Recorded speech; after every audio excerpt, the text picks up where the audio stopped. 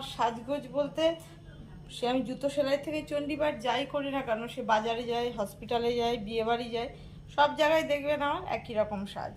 যেরকম কিছুই না, চুলটা মেজে ব্যাক ক্লিপ করে এরকমই শুধু আছে নি, আর শুধু এই একটুখানি ফেস পাউডার হালকা এরকম বুলিয়ে নিই,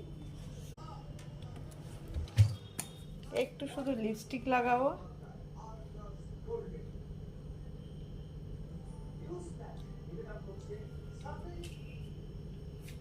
মানুষ কত কি মাখে কত কি লাগায়, কত ব্লাশার, কত হাইলাইট, কত ফাউন্ডেশন, কিচ্ছু লাগে না।